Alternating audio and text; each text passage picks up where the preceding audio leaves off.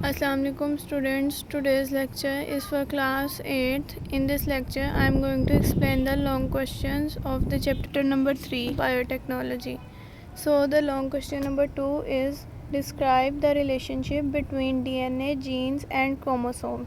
उन्होंने कहा है कि आप DNA, जीन्स और क्रोमोसोम के दरमियान रिलेशनशिप को डिस्क्राइब करें. So the answer is the relationship between DNA, genes and chromosome is based on hierarchy. उन्होंने कहा है कि डीएनए, जीन्स और क्रोमोसोम के दरमियान जो रिलेशनशिप है वो हायरार्की पे बेस करता है. हायरार्की का मतलब होता है arrangement of things. The chromosomes are largest unit among them. इन तीनों के दरमियान जो लार्जेस्ट यूनिट है वो क्रोमोसोम है. They are present inside nucleus. ये न्यूक्लियस के अंदर प्रेजेंट होते हैं. Each chromosome is composed of double helical strand of DNA. जो क्रोमोसोम है वो डीएनए के डबल हेलिकल स्ट्रैंड से बना होता है. Each shorter segment of DNA is a gene that is the smallest unit among them. और जो डीएनए है वो जीन से बना होता है जो कि सबसे स्मॉलेस्ट यूनिट होते हैं डीएनए में. Next long question number 3 is explain how are genes introduced into a bacterium. कि जीन्स को बैक्टीरियम में कैसे इंट्रोड्यूस करवाया जाता है. Answer is The foreign genetic material is introduced into bacterium through the process of transformation.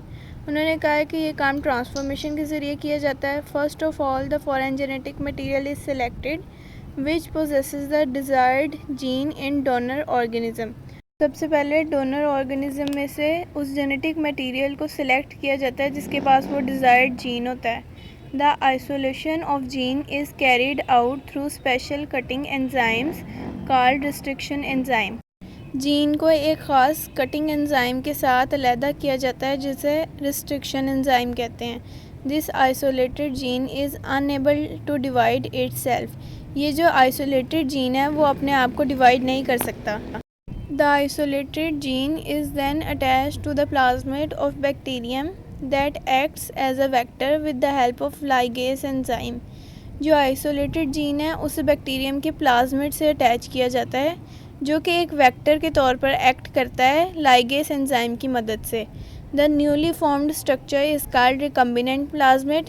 इस अमल के बाद जो नया स्ट्रक्चर बनता है उसे रिकम्बिनेंट प्लाज्मिड कहते हैं. It is then introduced into the host bacterium cell.